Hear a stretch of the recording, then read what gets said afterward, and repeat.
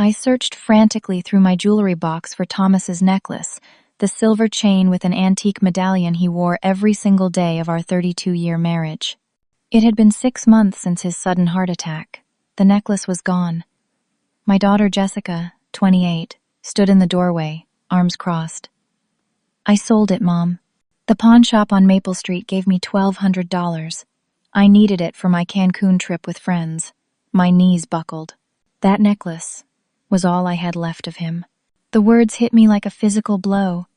I steadied myself against the dresser, my hands trembling so violently I knocked over a perfume bottle. It shattered on the hardwood floor, and the scent of lavender filled the room. The same perfume Thomas bought me every anniversary. Everything was breaking apart. "Jessica," I whispered, my voice barely audible. "How could you?" She shifted her weight from one foot to the other, her face showing irritation rather than remorse. "Mom, it was just sitting in a box. You never wear it. Dad's gone. You need to move on and stop clinging to the past like this. Just sitting in a box."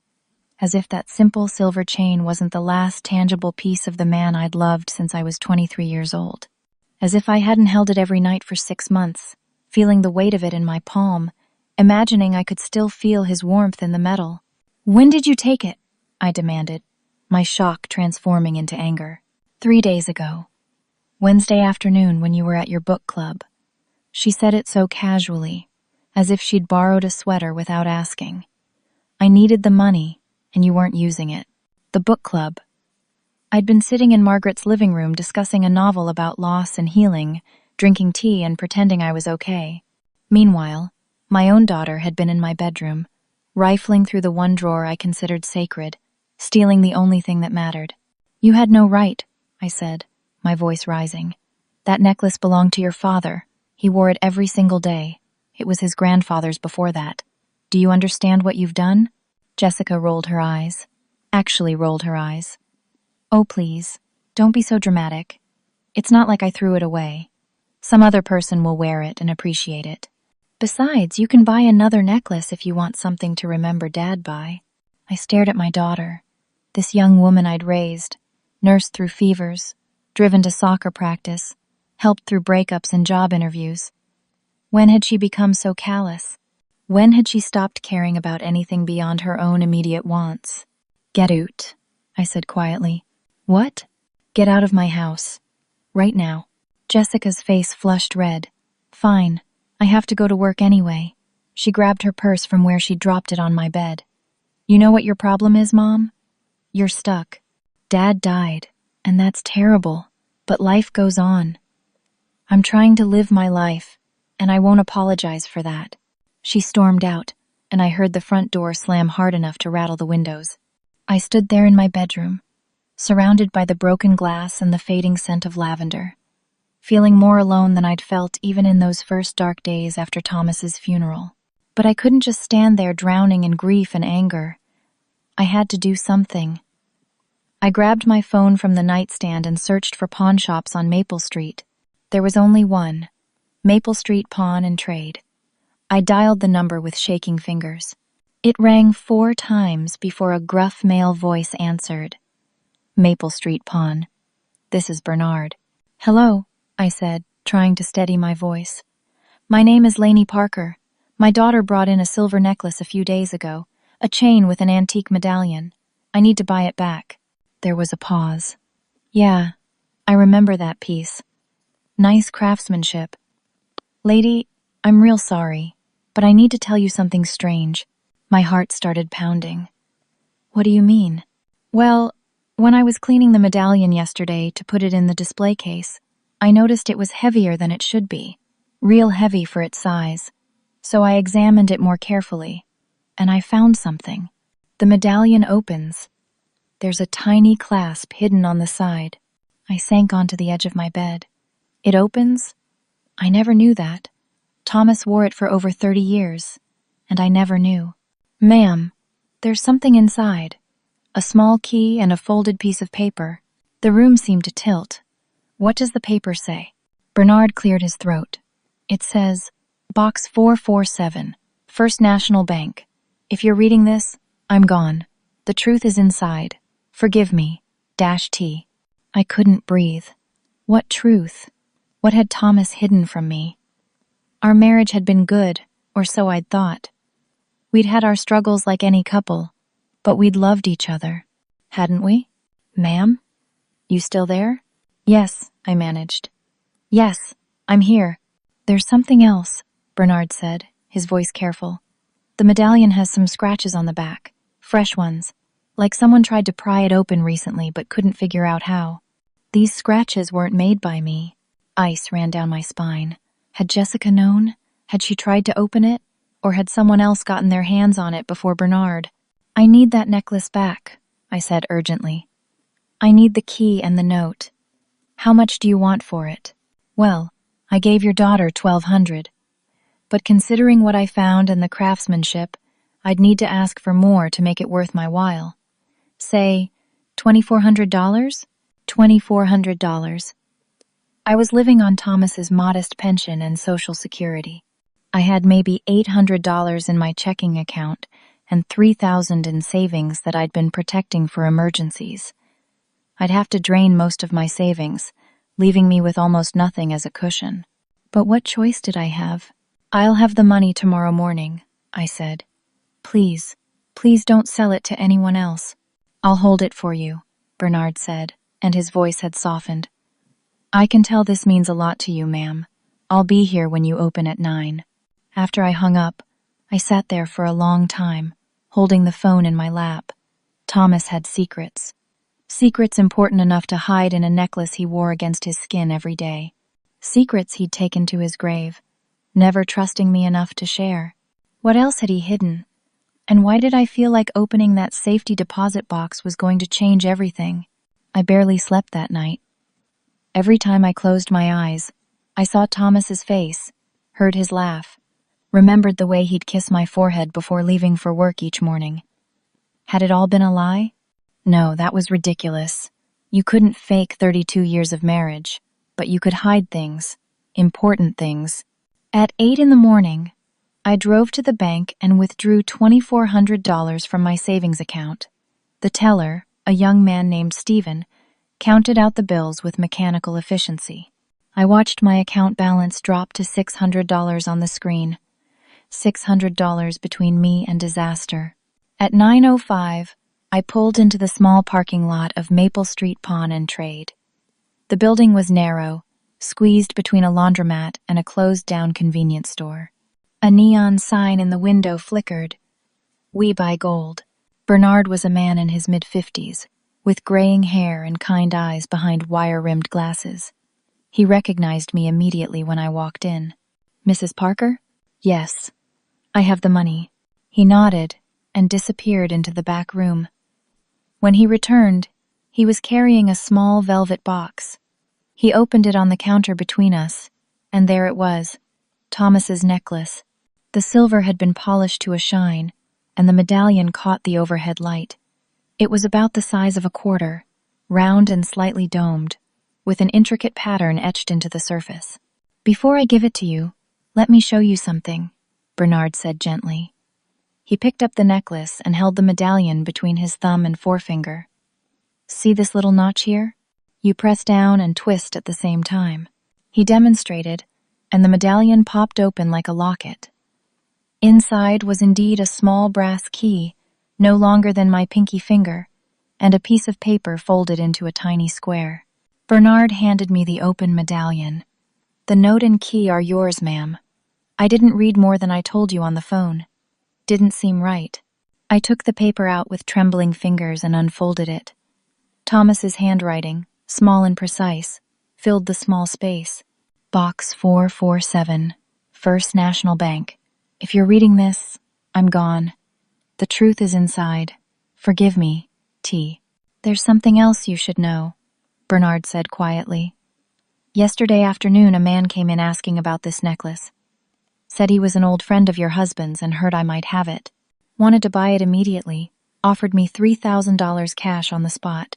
My head snapped up. What did he look like? Late 50s, I'd say. Expensive suit, Italian leather shoes. But his eyes. Bernard shook his head. Cold eyes, Mrs. Parker. I told him the necklace was already sold. He didn't like that answer. Asked a lot of questions about who bought it, when, what they paid. I didn't tell him anything. Something about him made my skin crawl. I counted out the $2,400, my hands shaking so badly I had to recount twice. Bernard took the money, wrote me a receipt, and closed the velvet box. "Mrs. Parker," he said as I turned to leave, "be careful. I don't know what your husband was involved in, but if someone's willing to pay that much for a necklace they think is just a necklace, there's more going on here." I nodded, unable to speak, and hurried out to my car. I sat in the driver's seat for a full minute, clutching the velvet box, before I could steady myself enough to drive. First National Bank was across town, a 20-minute drive through mid-morning traffic. I kept checking my rearview mirror, paranoid that someone might be following me. Every black car looked suspicious. Every man in a suit made my heart race. The bank was busy, full of people making deposits, applying for loans, talking to financial advisors. I approached the main desk, where a professional-looking woman with short brown hair smiled at me. "How can I help you today?" "I need to access a safety deposit box," I said. "Box number 447. "Of course. Do you have your key?" I showed her the small brass key. She examined it, nodded, and asked for identification. I provided my driver's license. "And the name on the box?" "Thomas Parker. He was my husband. He passed away 6 months ago." Her expression shifted to sympathy. "I'm so sorry for your loss. Unfortunately, I'll need to verify you have legal access to the box. Do you have a death certificate and marriage license?" "Of course. Nothing could be simple." "They're at home. Can I bring them this afternoon?" "Absolutely. We'll be here until 5. I drove home, my mind racing. Why had Thomas hidden something in a safety deposit box? We'd always been open about our finances. We had a joint checking account, a small savings account, a modest retirement fund. What could be in that box? At home, I pulled out the filing cabinet in Thomas's study and found our important documents, his death certificate, our marriage license, my birth certificate, our mortgage papers. Everything organized in labeled folders, just like Thomas always kept things. Orderly, precise, hiding secrets behind perfect organization. I was back at the bank by 1 in the afternoon. The woman from earlier, whose nameplate read Diane Foster, assistant manager, reviewed my documents carefully. She made copies, had me sign several forms, asked me questions to verify my identity. The whole process took nearly 2 hours. Finally, she led me to the vault, a large room lined with numbered metal boxes of various sizes. She used her master key in one slot, and I used Thomas's key in the other. The box slid out, long metal, surprisingly heavy. "You can use the private room right here," Diane said, gesturing to a small room with a table and chair. "Take as much time as you need. Just let me know when you're finished." She left, closing the door behind her. I was alone with whatever Thomas had hidden from me. I opened the box. 3 manila envelopes lay inside, each one stuffed full.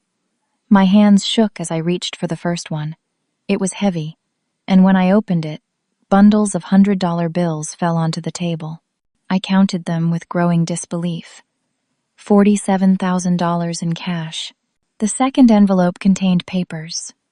Loan agreements, payment schedules, receipts, and letters. I spread them across the table.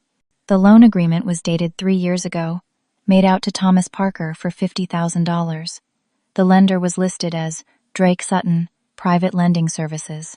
The interest rate made my stomach turn. 20% annually, compounding monthly. The payment records showed Thomas had been making monthly payments of varying amounts, sometimes $1,000, sometimes $3,000, always struggling to keep up with the accumulating interest. The most recent payment was dated 1 week before his death. There were also threatening letters, printed emails and text messages, collected and organized by date. "Your payment is overdue. Consequences will follow.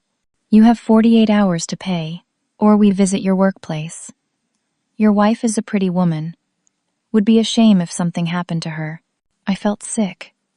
Thomas had been living with these threats, this fear, this massive debt, and I'd known nothing. How had he hidden it? How had he smiled at me over breakfast, kissed me goodnight, made love to me, all while carrying this terrible secret? The third envelope contained photographs. Thomas meeting with men in parking lots, at restaurants, in what looked like a warehouse. One man appeared in multiple photos. Late 50s, expensive suit, cold eyes. The same man who'd come to Bernard's pawn shop. At the bottom of the envelope was a letter, handwritten on Thomas's office stationery. My vision blurred with tears as I read, "My dearest Lainey, if you're reading this, I'm gone, and I'm so sorry. 3 years ago, I made a terrible mistake. I started gambling online poker, sports betting, casino trips I told you were work conferences. I lost everything we had saved and more. I was ashamed, terrified to tell you. I thought I could win it back. Instead, I lost worse. I borrowed $50,000 from a man named Drake Sutton. He runs illegal operations under the cover of a private lending business. The interest was criminal, but I was desperate. I've been paying him back, but the debt kept growing. I took side jobs without telling you. I sold things from the garage, my coin collection, my father's watch, anything to make payments. I finally got ahead. I saved this $47,000. I was going to pay Drake off next month and tell you everything. Start fresh. Be honest. Rebuild the trust I broke. If something happens to me before then, use this money to pay Drake and be free of him. He's dangerous, Lainey. The documents prove his illegal activities. They're your insurance if he ever threatens you. Show them to the FBI, not local police. Drake has cops on his payroll. I loved you every day of our 32 years. I'm sorry I wasn't strong enough to tell you the truth when I was alive. Please forgive me. Forever yours, Thomas." I sobbed, alone in that small room, clutching the letter to my chest. My husband had died carrying this burden, this shame, this fear. Had the stress killed him? Had his heart given out under the weight of all those secrets? My phone rang, startling me so badly I nearly dropped it. Unknown number. I almost didn't answer, but something made me press the green button. "Mrs. Lainey Parker?" The voice was smooth, masculine, confident. "This is Drake Sutton. I believe you have something that belongs to me. We need to talk. I'll be at your house in 1 hour." The line went dead. Drake knew I'd opened the box. He knew I had the money. But how? Who had told him? I looked around the small room, suddenly paranoid. Were there cameras? Had someone been watching me? I shoved everything back into the envelopes, my hands clumsy with panic. I had to get out of here. I had to get home before Drake arrived. But home wasn't safe either. Nowhere was safe now. I drove like a madwoman, breaking speed limits, running yellow lights, my entire body shaking with adrenaline and fear. 23 minutes to get home. I had to hide the money, hide the evidence, prepare for whatever was coming.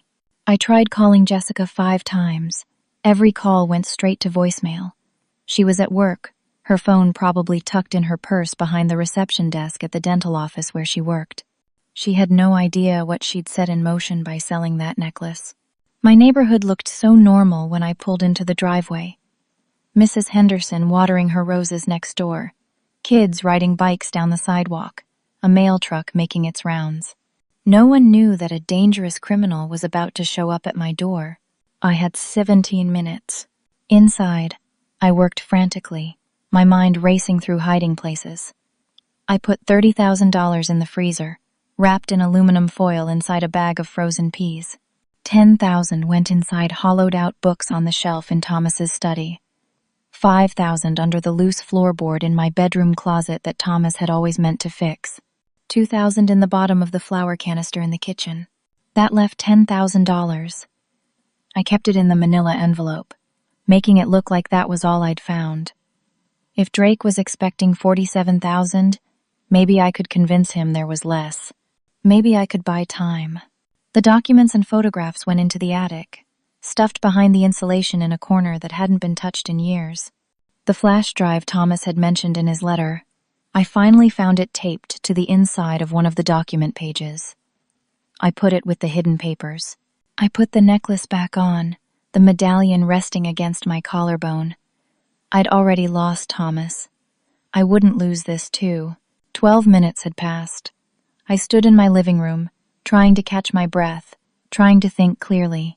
Should I call the police? But Thomas's letter said Drake had cops on his payroll.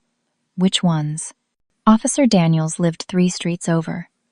Officer Martinez's daughter was in Jessica's graduating class. Could I trust either of them? A black SUV pulled into my driveway. Through the window, I watched 2 men get out. The driver was the man from the photographs. Late 50s, silver hair, suit that probably cost more than my monthly pension, Drake Sutton. The second man was younger, maybe mid-30s, over 6 feet tall with a build that suggested he spent serious time in the gym, an enforcer. I met them at the door before they could knock. No way was I letting them in my house. Mrs. Parker, Drake said, and his smile was all charm and no warmth. Thank you for making time for me. This is Marcus, my associate. Marcus nodded but didn't smile. His eyes scanned me, the doorway, the visible interior of my house, cataloging everything. What do you want? I asked, keeping my voice steady through sheer force of will. I think you know. Thomas owed me money. A significant amount of money. Debts don't die with the debtor, Mrs. Parker. They transfer to the surviving spouse. That's not how it works, I said. I never signed anything. Drake's smile widened. Thomas used your house as collateral. Without your knowledge, certainly, but my contracts are ironclad. Would you like to see the paperwork? I can have my lawyer explain it to you. Or we can handle this simply. You have $47,000 from the safety deposit box. That was Thomas's money, earned to pay his debt to me. I'll take it, and we can discuss terms for the rest. The rest? The original loan was $50,000. With 3 years of interest at my standard rates, the total owed is now $79,000. Minus the $47,000 you found, that leaves $32,000. I need it within 1 week. $79,000. The number made my knees weak. Even with the hidden money, I'd still be short, and I'd have nothing left. Nothing. I don't have that kind of money, I said. I'm on a fixed income. The house is all I have. Then, I'll take the house. Drake said it so casually, as if he was discussing the weather. I have legal claim to it. Or, you can get creative. Take out a loan. Ask family for help. Sell things. I don't particularly care how you get it, Mrs. Parker. But I will get my money. Marcus suddenly spoke up, his eyes narrowing as he looked at me more closely. Hey, I know you. You're Jessica's mom. I froze. What? Jessica Parker. We've been dating for like 2 months. She talks about you all the time. Wow, small world. Drake turned to Marcus with interest. Really? How fascinating. He looked back at me, and now his smile had teeth. Your daughter never mentioned her mother to me. Then again, she never mentioned her father either. Not until 3 months ago when she came to see me. My heart stopped. What are you talking about? Jessica came to my office 3 months ago, said her father owed me money and she wanted to help. When I told her the debt amount, she went quite pale. 2 days later, she came back and took out her own loan, $10,000. Said she'd pay down her father's debt gradually, spare him the stress.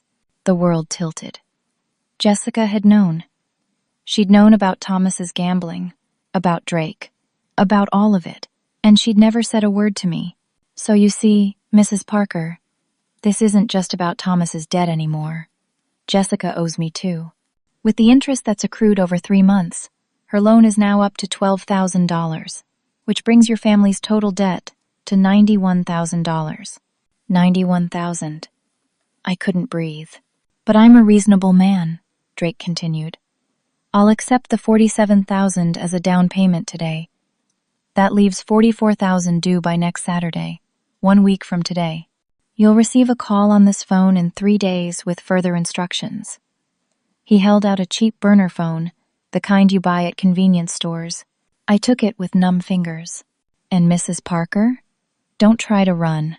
Don't go to the police. I have friends in the department who keep me informed. If you disappear, Jessica will have to work off the debt personally. His pause was deliberate, meaningful. She's a pretty girl. I'm sure we could find uses for her.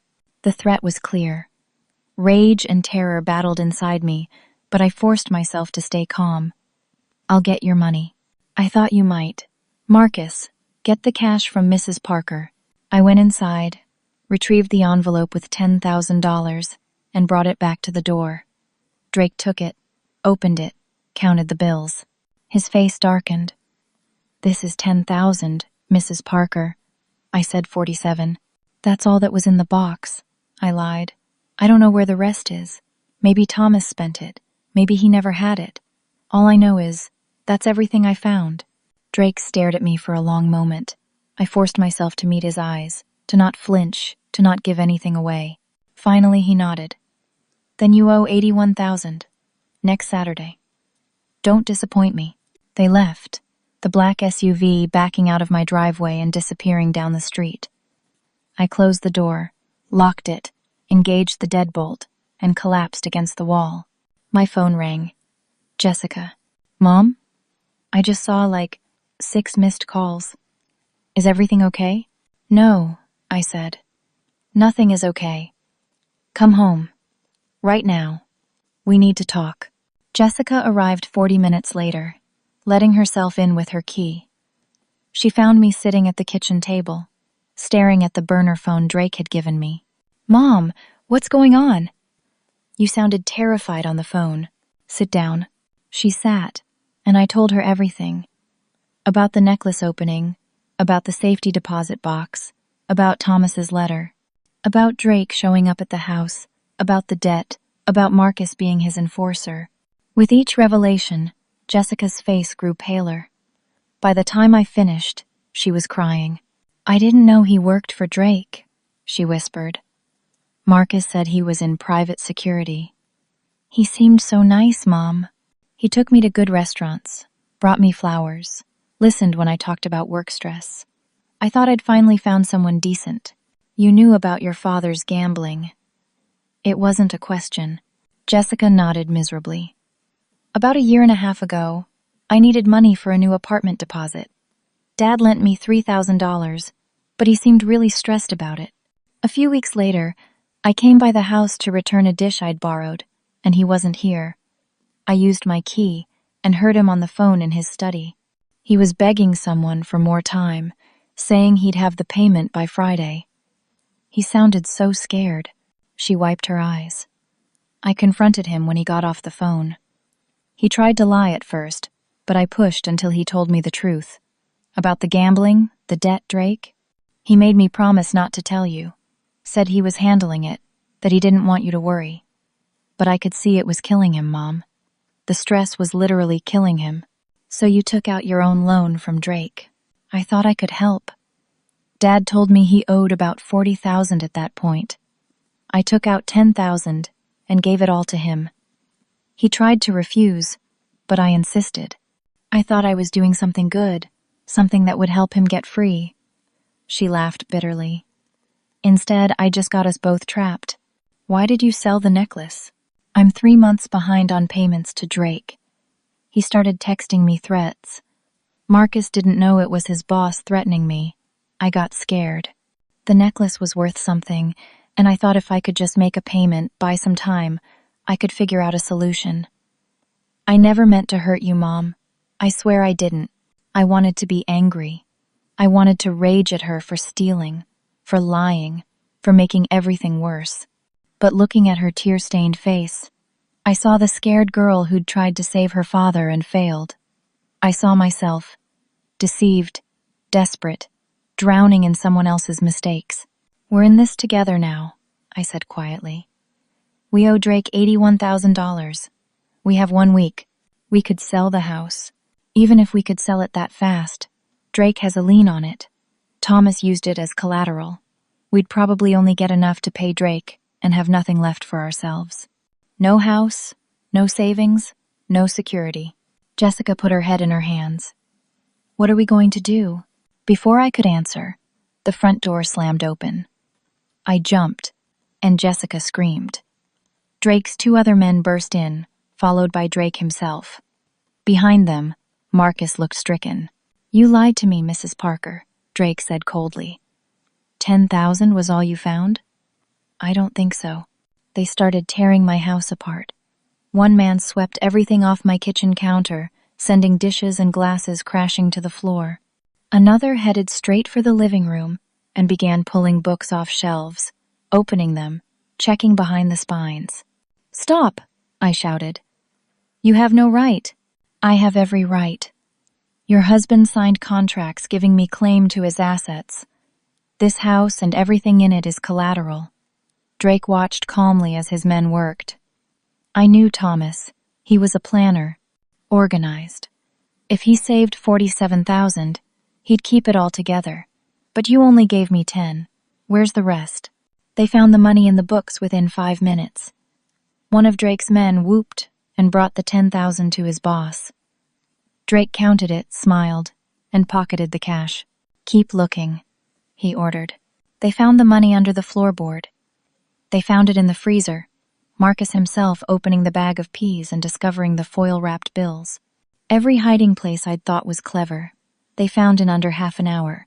Drake counted it all.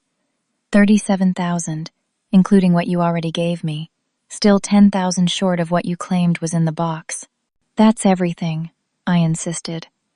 I don't know what Thomas's letter meant. Maybe he was wrong about the amount. Drake studied me, maybe. Or maybe you're still holding out. Either way, you now owe me $54,000.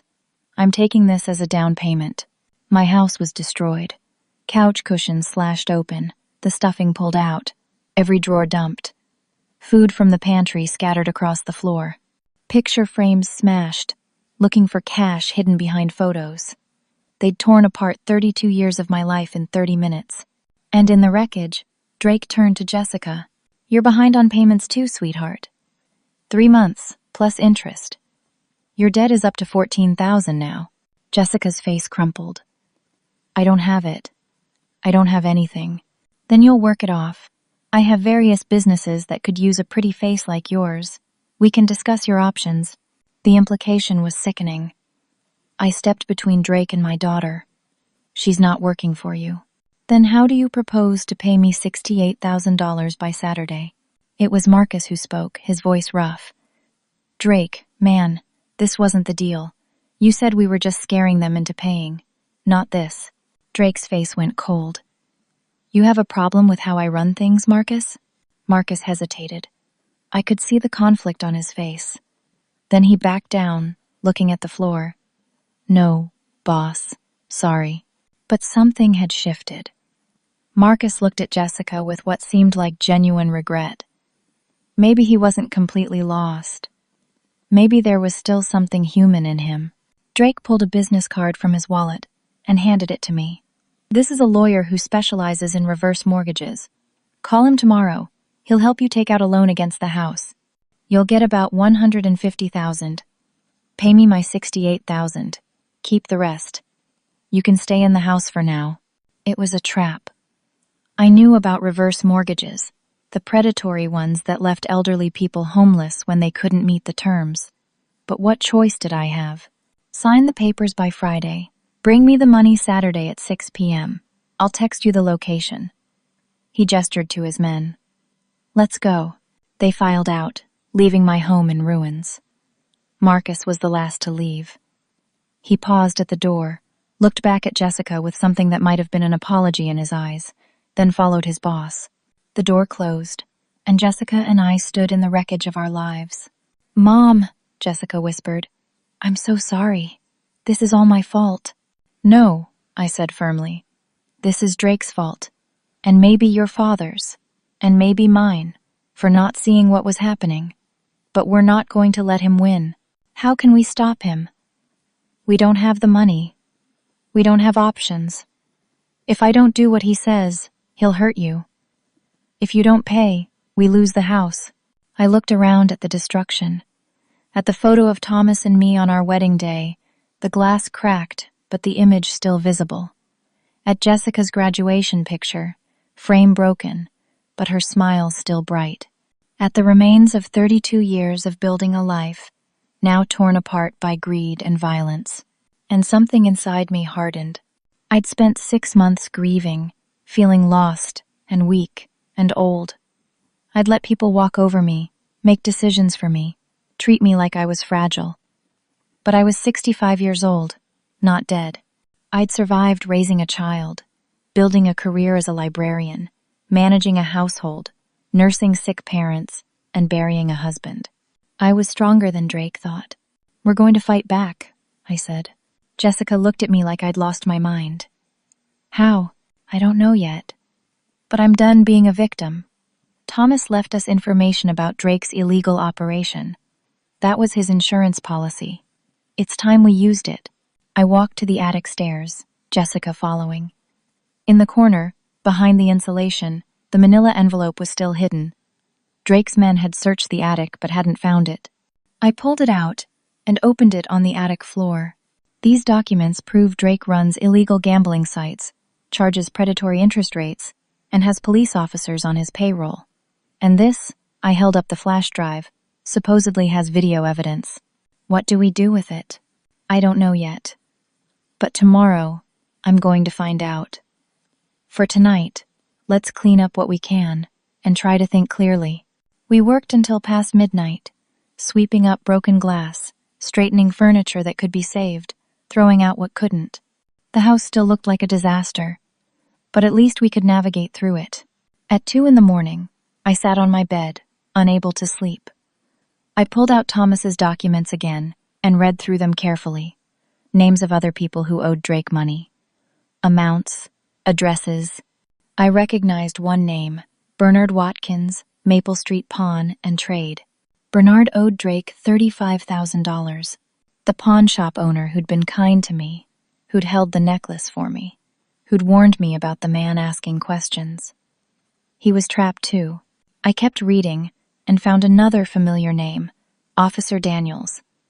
Not listed as someone who owed money, but as someone on Drake's payroll. There were payment records showing monthly cash transfers to Daniels and 2 other police officers.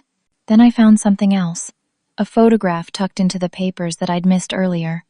Thomas at a casino with 3 other men. One was Drake, another was a man I didn't know. The third was Officer Daniels, laughing, holding a drink, looking nothing like the serious cop who patrolled our neighborhood. Thomas had been gathering evidence for years, carefully documenting everything. He'd known he was in over his head and had prepared insurance in case Drake ever threatened us. But he died before he could use it. Now it was up to me. I plugged the flash drive into my laptop and started watching the videos. There were dozens of them, some only a few seconds long, others several minutes. Thomas had hidden a camera or used his phone to record meetings with Drake. In the videos, Drake threatened Thomas, detailed his illegal gambling operations, bragged about how much money he made destroying families, and even mentioned bribing police officers by name.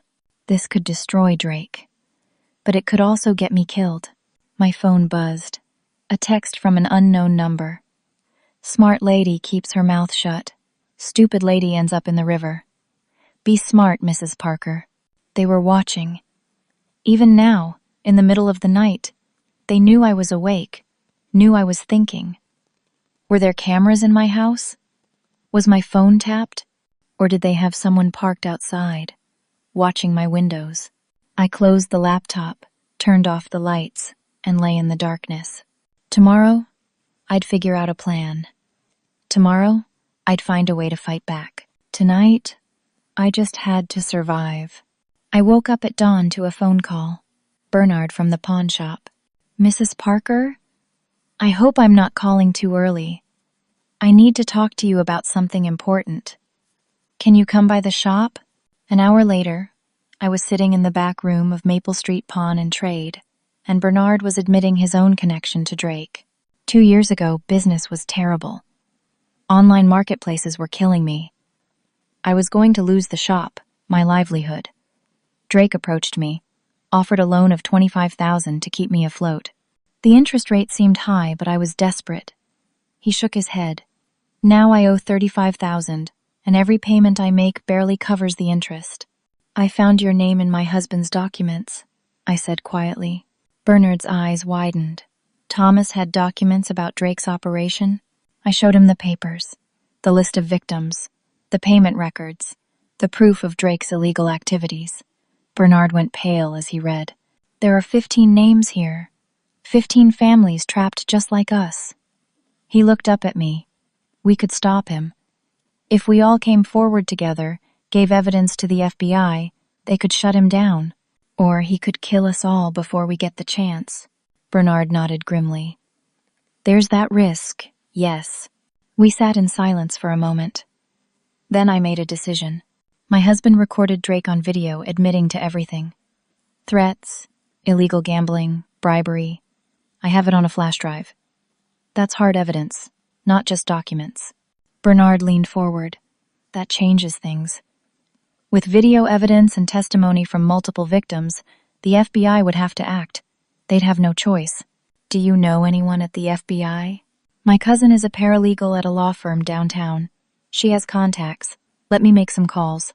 While Bernard was on the phone in the front of the shop, I sat in the back room, thinking, this was dangerous.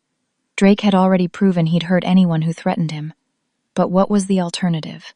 Sign over my house, lose everything, and watch Jessica be forced into some horrible situation to pay off her debt?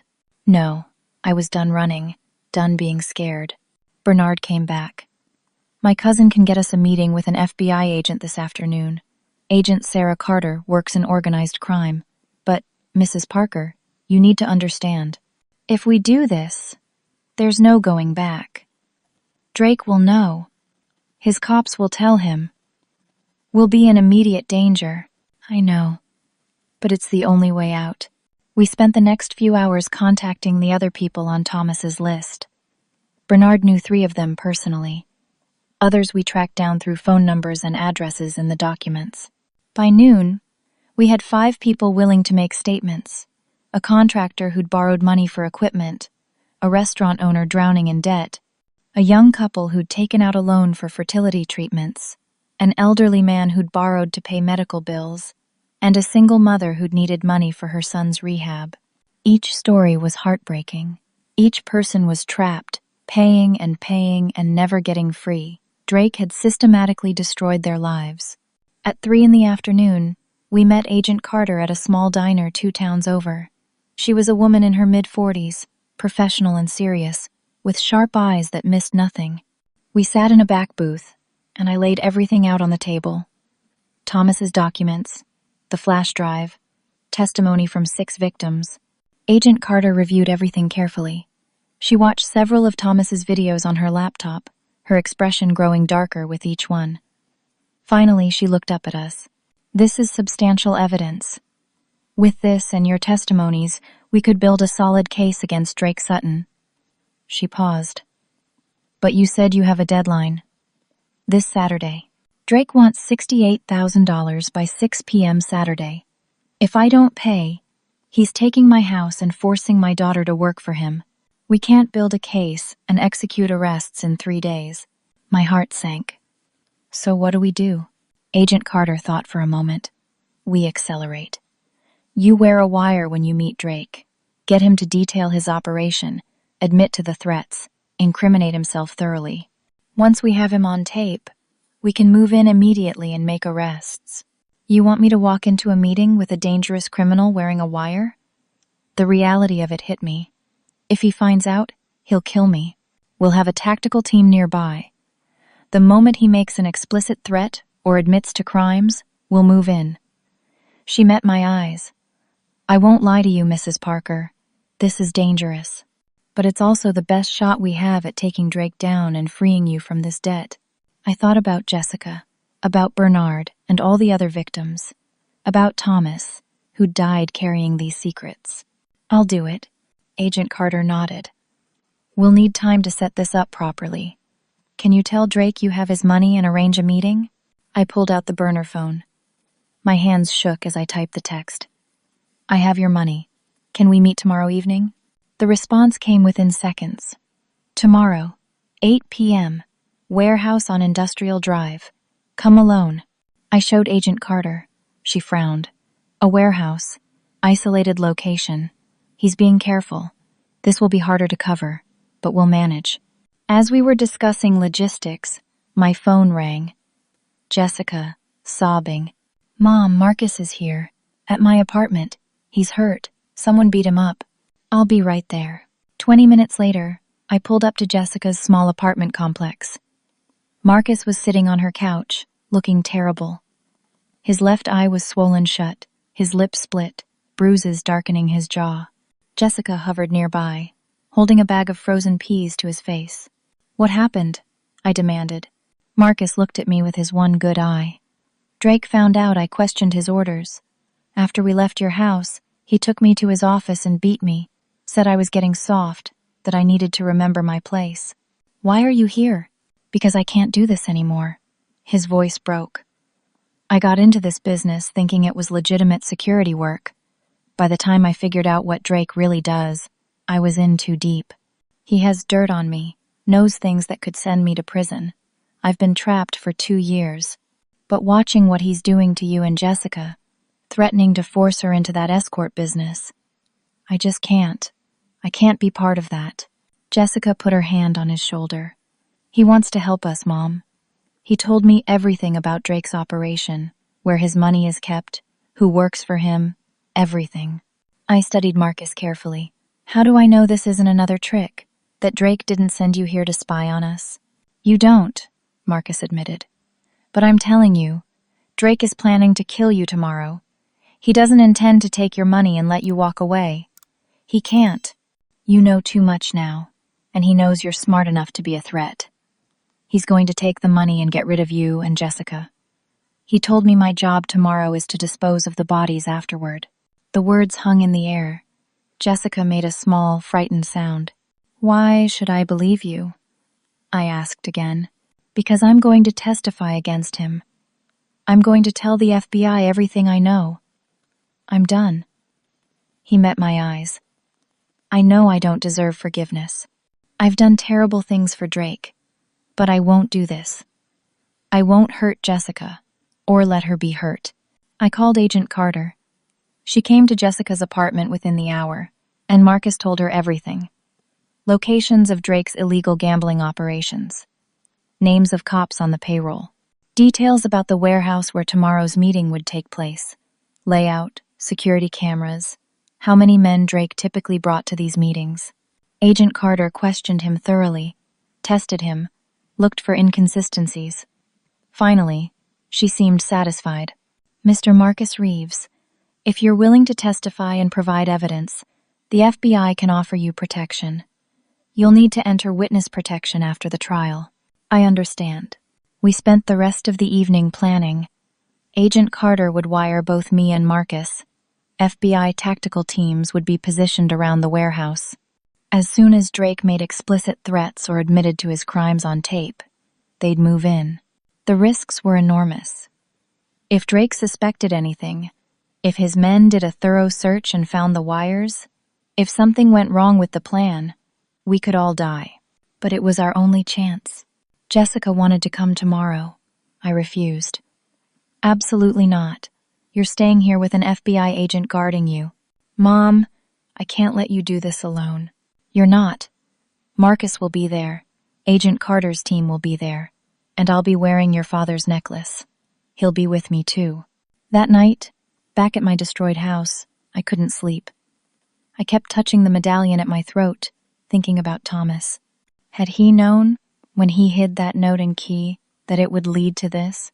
That his careful documentation would become the weapon to destroy the man who'd destroyed him? At 2 a.m, I got a text from the burner phone. A photo of Jessica's apartment building. No words, just the photo. The message was clear. We know where she is. We're watching. I forwarded it to Agent Carter immediately. She called me back within minutes. We're moving agents to Jessica's location now. Extra protection. Drake knows something is up.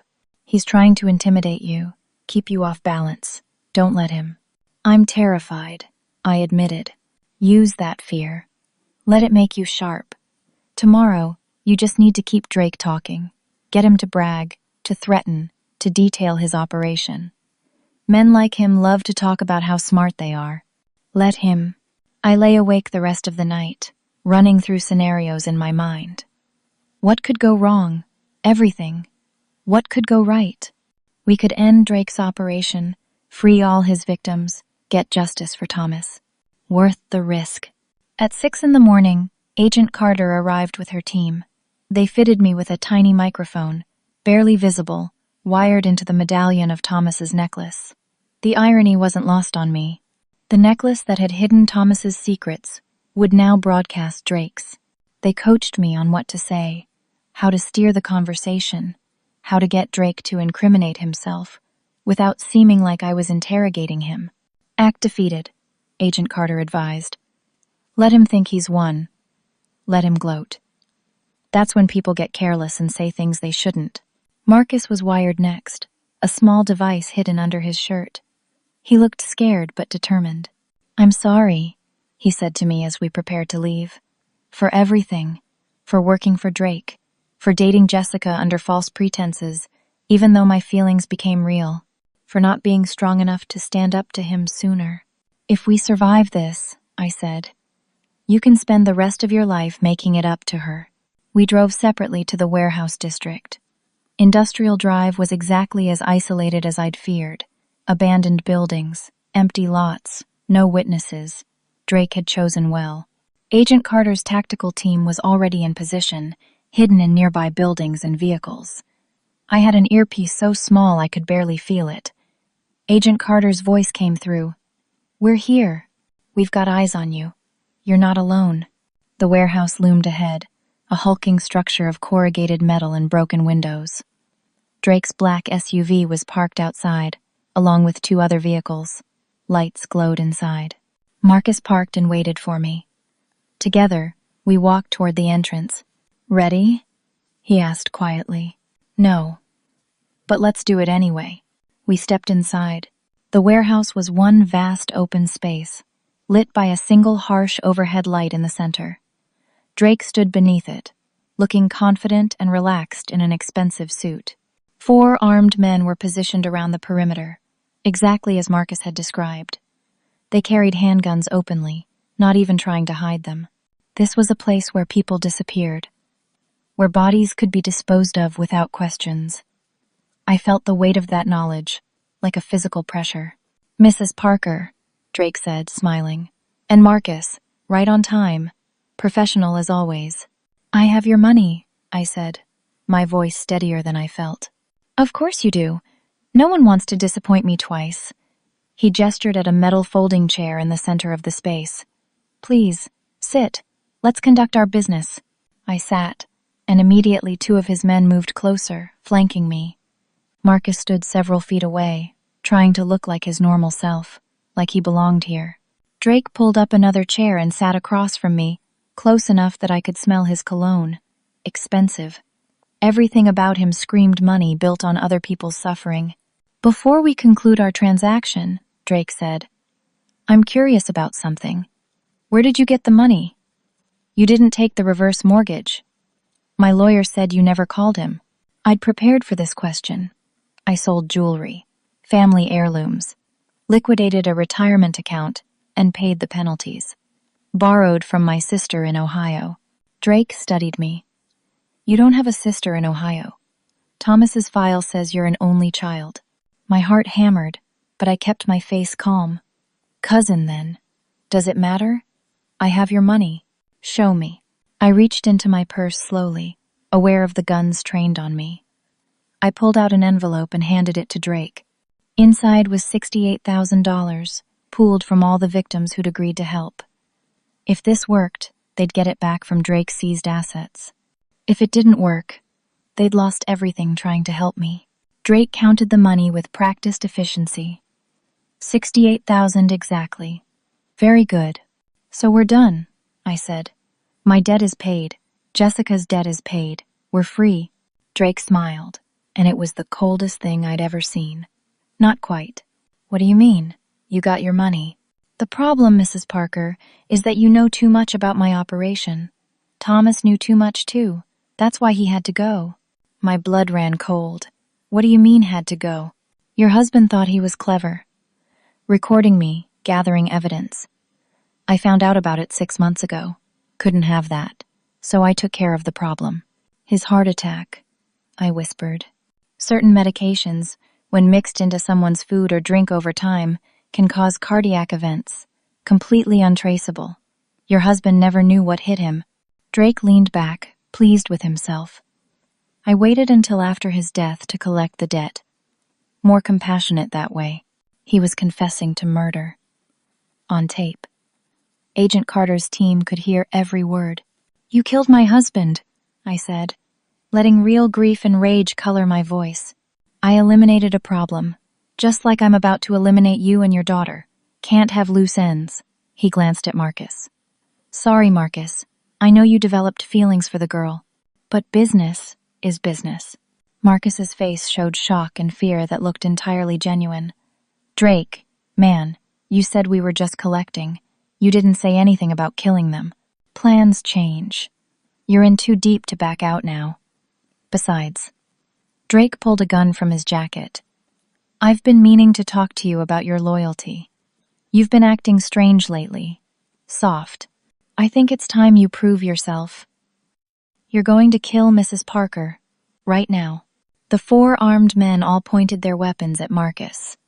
He was trapped, and everyone knew it. This was going wrong. We'd gotten the confession, but now Marcus was being forced to kill me or die himself. Where was the FBI team? Why weren't they moving in? Marcus's hand went to his own weapon. He drew it slowly, his face agonized. I can't, he said. Then you die too. Drake aimed his gun at Marcus. Everything happened at once. The warehouse doors burst open. FBI tactical team flooded in from multiple entrances, dozens of agents in full gear, weapons drawn, shouting, FBI, drop your weapons, get on the ground. Drake's men hesitated, caught between their boss's orders and overwhelming force. 2 of them dropped their guns immediately. The other 2 made the mistake of aiming at the agents. Shots fired. The sound was deafening in the enclosed space. I dropped to the ground, covering my head. More shouting. More gunfire. Then suddenly Drake was behind me, his gun pressed to my head, pulling me up to use me as a shield. Back off or I kill her, he shouted at the FBI agents. I'm walking out of here, Agent Carter's voice, amplified through a megaphone. There's no way out, Sutton. The building is surrounded. Let Mrs. Parker go. I have cops on my payroll. They'll let me walk. We already arrested Officers Daniels, Martinez, and Callahan an hour ago. Your protection is gone. It's over. Drake's grip on me tightened. I could feel him shaking, his composure finally cracking. The gun barrel pressed harder against my temple. Drake, Marcus said, and his voice was calm. It's done, man. Let her go. You betrayed me, Drake spat. You wore a wire. I should have known. You were going to kill me anyway. You just said so. For a moment, I thought Drake might pull the trigger. That after everything, I'd die here in this warehouse, so close to freedom. I thought about Jessica, about never seeing her again, about Thomas, and whether I'd see him soon. Then, Marcus moved. Fast. He dove at Drake, hitting him from the side, knocking the gun away from my head. I fell to the concrete floor as they grappled. FBI agents swarmed in, separating them, forcing Drake to the ground, cuffing him. It was over in seconds. Drake on the ground, screaming threats. You're all dead. I have friends. I'll get out and you're all dead. Agent Carter walked over to him. We have you on tape confessing to murder, extortion, loan sharking, and threatening to kill 3 people tonight. We've seized your financial records, arrested your associates, and picked up the corrupt officers. You're never getting out. Drake finally fell silent, the reality sinking in. I sat on the cold warehouse floor, shaking uncontrollably. Marcus helped me up, his own hands trembling. We'd done it. We'd actually done it. The next few weeks passed in a blur of police statements, FBI interviews, and news coverage. Drake's arrest made headlines. Widow brings down criminal enterprise. I became briefly famous, which I hated. I just wanted my life back. Drake and 6 of his associates were charged with over 40 counts, including murder, extortion, racketeering, loan sharking, operating illegal gambling operations, and bribing police officers. The evidence was overwhelming. Thomas's videos, combined with the recording from the warehouse and Marcus's testimony, built an unbreakable case. Drake's trial was set for 6 months out, but his lawyers were already indicating he might plead guilty in exchange for avoiding the death penalty. I didn't care what deal he made, as long as he never walked free again. All of Drake's debts were declared illegal and void. I owed nothing. Jessica owed nothing. Bernard and the 15 other victims on Thomas's list owed nothing. The FBI seized Drake's assets, his vehicles, properties, bank accounts. Over $1,800,000 recovered from years of predatory lending. The money was distributed among Drake's victims to compensate them for their losses and suffering. I received $75,000, enough to repair my destroyed house and live comfortably for years. Bernard got his pawn shop completely out of debt and had enough left over to renovate and expand. The other families, some of whom had lost homes, businesses, and savings to Drake, began the slow process of rebuilding their lives. Officer Daniels and 2 other corrupt cops were arrested and charged. Their trials were ongoing, but they'd already lost their badges and pensions. The police department launched an internal investigation into how Drake had managed to buy off multiple officers over years without anyone noticing. Jessica quit her job at the dental office and moved back in with me temporarily while she figured out her next steps. Our relationship was damaged, but healing. We spent hours talking, really talking, in a way we maybe never had before. She apologized endlessly for selling the necklace, for lying, for getting involved with Marcus. "I was trying to fix things," she said one night as we sat in my newly repaired living room. "I thought I could save Dad, save us, be the hero. Instead, I just made everything worse." "You made mistakes," I agreed. "But you also found the courage to help when it counted. That matters, Jessica." Marcus entered witness protection after testifying against Drake and several other criminal organizations he'd worked for over the years. He and Jessica said goodbye in a coffee shop, both of them crying. Maybe in another life, in another situation, they could have had something real, but too much had happened, too much pain and betrayal. Jessica needed to heal, to figure out who she was without trying to save or fix anyone. "I'll always be grateful to him for standing up when it mattered," Jessica told me afterward. "But Mom, I need to work on myself for a while. No relationships, no trying to rescue people. Just figuring out who Jessica Parker really is." She enrolled in community college to study business and accounting. Said she wanted to become a financial advisor, help people avoid the predatory lending traps that had destroyed our family. She was turning her pain into purpose, and I'd never been more proud of her. As for me, I had to process everything about Thomas. The man I'd loved for 32 years had kept devastating secrets. He'd gambled away our savings. He'd borrowed money from a criminal and lied to me every single day for 3 years. His stress and secrets had likely caused his fatal heart attack. But he'd also spent those years carefully gathering evidence against Drake, recording everything, preparing insurance in case something happened to him. In the end, even though he never got to use that evidence himself, it had freed us. It had brought justice not just for our family, but for dozens of others. I went to his grave one sunny afternoon, 6 months after Drake's arrest. I hadn't been back since the funeral. Standing there, looking at his name carved in granite, I finally found words. "I'm angry at you," I said to the headstone, "for lying, for not trusting me enough to tell me you were in trouble. We could have faced it together, Thomas. That's what marriage means. But you shut me out and tried to handle everything alone, and it killed you." The wind rustled through the cemetery trees. Birds sang somewhere nearby. "But I also understand," I continued. "You were ashamed, terrified. You thought you were protecting me, and in the end, you did. The evidence you gathered, the medallion where you hid it, that saved us. So I'm angry and grateful and heartbroken all at once." I touched the necklace at my throat. I'd had a jeweler seal the medallion shut. No more secrets, no more hidden compartments, just a piece of silver to remember Thomas by, both the good and the bad. "I forgive you," I whispered. "Rest easy. We're safe now." I became an advocate for victims of predatory lending, working with local organizations and the FBI to identify loan sharks operating in our community. I spoke at senior centers and community meetings about warning signs, about how easily people can get trapped, about the importance of seeking help early. It gave me purpose, turned my nightmare into something meaningful. Every person I helped, every family that avoided the trap Drake had set for us, felt like honoring Thomas's memory in the right way. Bernard and I became good friends. He'd bring coffee to my house, and we'd sit on my porch and talk about our experiences, about recovery, about rebuilding.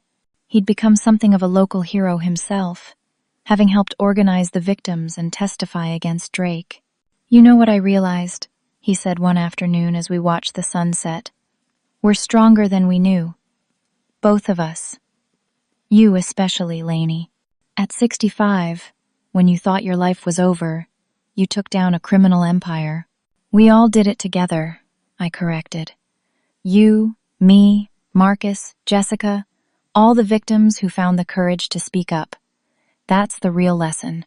One person standing up can inspire others, and together, we can create real change." Jessica graduated from her business program 18 months after Drake's arrest. She got a job at a nonprofit that provided financial counseling to low-income families. She was good at it, empathetic and knowledgeable. She understood what it felt like to drown in debt and fear. On the 2-year anniversary of Thomas's death, Jessica and I went to his grave together. We brought flowers and stood there in silence for a while. "Do you think Dad would be proud of us?" Jessica asked. I touched my necklace and thought about everything we'd been through. "I think he'd be amazed. We took his mistakes and his courage and turned them into something good. We freed ourselves and helped others. That's more than pride, honey. That's love turned into action." The last time I saw Drake was at his sentencing hearing. He got 5 consecutive life sentences without possibility of parole. As they led him away in chains, he looked at me across the courtroom. I met his eyes steadily, without fear. He'd tried to break me, but instead I'd broken him. That evening, I stood in my kitchen making dinner, my house filled with light and life again. Jessica was in the living room, on the phone with a friend, laughing at something. The TV was on in the background, the news reporting on another predatory lender being investigated by the FBI. I touched Thomas's necklace and felt, for the first time since his death, something like peace. I'd learned that the worst betrayals can come from those we love most, but those betrayals don't have to define or destroy us. I learned that grief and anger can coexist with love, that you can mourn someone while acknowledging their flaws. I learned that at 65 years old, when I thought my life was ending, I could still find the courage to fight back and win. Thomas's secrets almost destroyed us, but in the end, they freed us.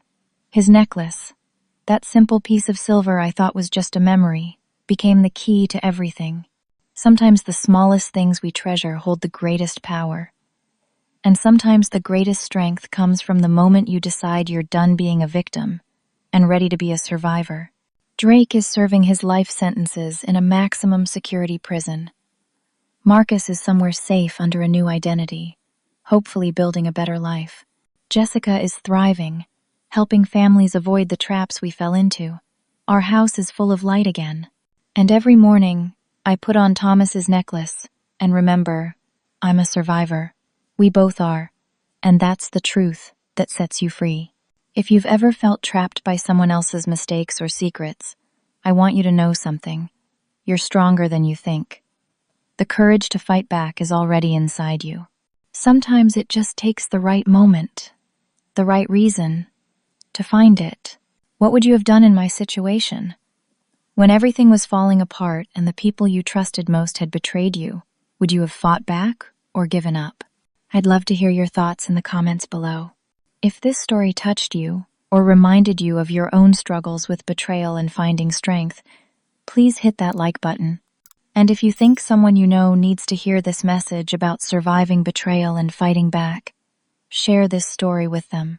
Sometimes, knowing that someone else made it through the darkness can light the way for others. Subscribe to hear more stories about ordinary people finding extraordinary courage in impossible situations. Because that's what life is, isn't it? A series of moments where we choose to either give up or stand up. Thank you for listening to my story. I hope it reminds you that no matter how dark things get, no matter how trapped you feel, there's always a way forward. You just have to be brave enough to take the first step. Stay strong, stay hopeful, and remember, the truth really does set you free.